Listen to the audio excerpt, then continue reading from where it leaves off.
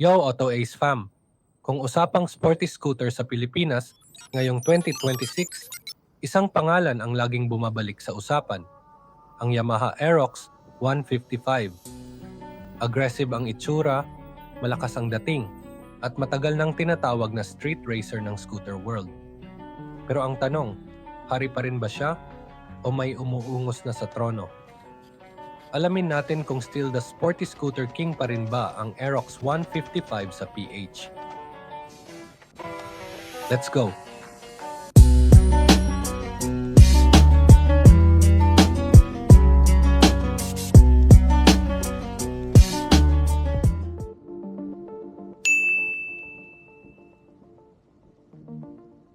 Hanggang ngayon, ang Aerox 155 ay isa pa rin sa pinaka-agresibong itsura sa scooter category.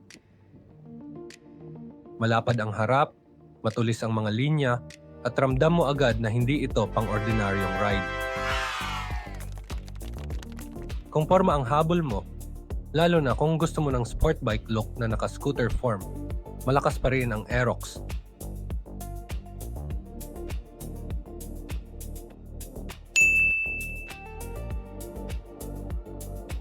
Ang Aerox 155 ay may 155cc Blue Core engine at kilala sa malakas na arangkada at mataas na top-end power. Sa city riding, ramdam ang quick response. Sa open roads, kayang-kaya ang mabilisang takbuhan. Hindi ito yung pinakamatipid sa klase, pero kapalit nun ay fun to ride performance. Kung ikaw ay mahilig sa spirited riding, o gusto mo ng scooter na may konting sport bike feel, dito ka ma-enjoy.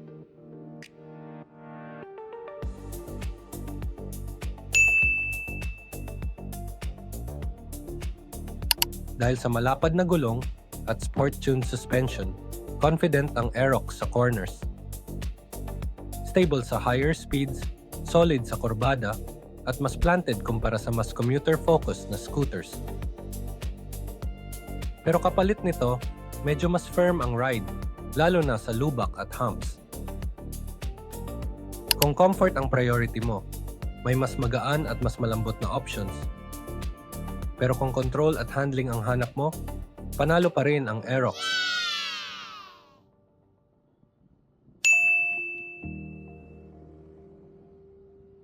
Sa features, lalo na sa higher variants, may smart key, may Y-Connect, may ABS at traction control sa select models. Hindi siya pinaka-techy sa klase, pero sapat para sa sport-oriented rider.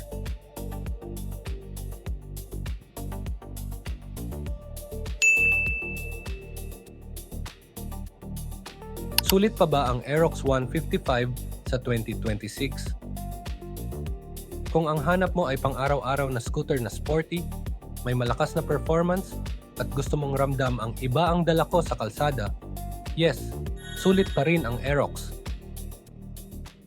Pero kung priority mo ay comfort, tipid sa gas, at pangharaba sa traffic araw-araw, baka may mas bagay sa'yo. Ang Aerox ay hindi para sa lahat, pero para sa target audience niya, sobrang solid pa rin. So, final verdict. Ang Yamaha Aerox 155 hanggang 2026 ay isa pa rin sa pinaka-sporty scooter sa Pilipinas. Hindi man siya perfect sa lahat, pero sa performance at sporty character, hari pa rin siya sa kategorya niya.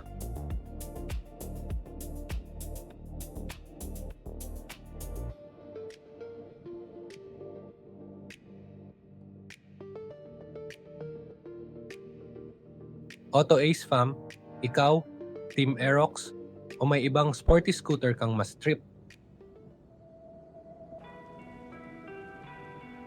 Kung nag-enjoy ka sa breakdown na to, please like, subscribe, at i-share mo rin sa kaibigan mong naghahanap ng sporty ride. Ride safe, ride smart. Thanks for watching.